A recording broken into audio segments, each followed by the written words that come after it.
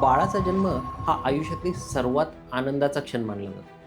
पण एक विषय आहे ज्याबद्दल फार कमी बोललं जातं. जर आई आनंदी असायला हवी, तर नव्याने झालेली आई अचानक रडते आणि तिला विनाकारण चिंता वाटते. आणि काही वेळा बाळ जन्माला आल्यानंतरही तिच्यात रिकामपणाची भावना येते. यावर उपाय काय? सांगतो.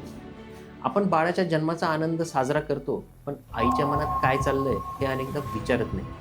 डिलिव्हरीनंतर आईच्या शरीरात हॉर्मोन्समध्ये खूप मोठे बदल होतात. त्याचबरोबर झोपेची कमतरता, शारीरिक थकवा, नवीन जबाबदाऱ्या आणि सततची काळजी यामुळे इमोशनल टर्ब्युलन्स निर्माण होऊ शकतात. काही आईंना अचानक रडू येतं, काहींना अँझायटी वाटते, काहींना स्वतःवरचा विश्वास कमी झाल्यासारखं वाटतं, तर काहींना असं वाटतं की त्या चांगल्या आई नाही.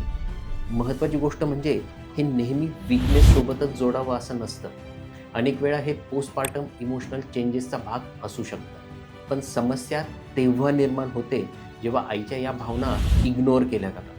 कारण आईची इमोशनल हेल्थ आणि बाळाचं वेलबिंग एकमेकांशी खूप जवळून कनेक्टेड असते. जेव्हा आई सतत स्ट्रेस, अँझायटी किंवा इमोशनल डिस्ट्रेसमध्ये येते, तेव्हा त्याचा परिणाम बॉन्डिंग, ब्रेस्ट फीडिंग, इंटरॅक्शन आणि बाळाच्या डेव्हलपमेंटवर सुद्धा होऊ शकतो.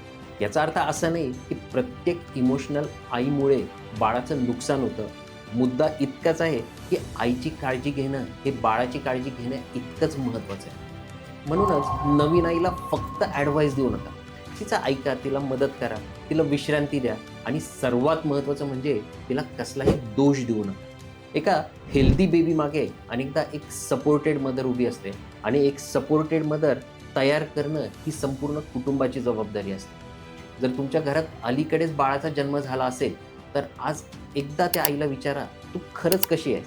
कारण अनेक वेळा आईच्या चेहऱ्यावरची स्माईल सगळं ठीक आहे असं दाखवते, पण तिच्या मनात वेगळीच लढाई सुरू असते. जर तुम्हाला वाटत असेल की प्रत्येक नवीन आईने आणि कुटुंबाने हा विषय ऐकावा, तर हा व्हिडिओ नक्की शेअर करा.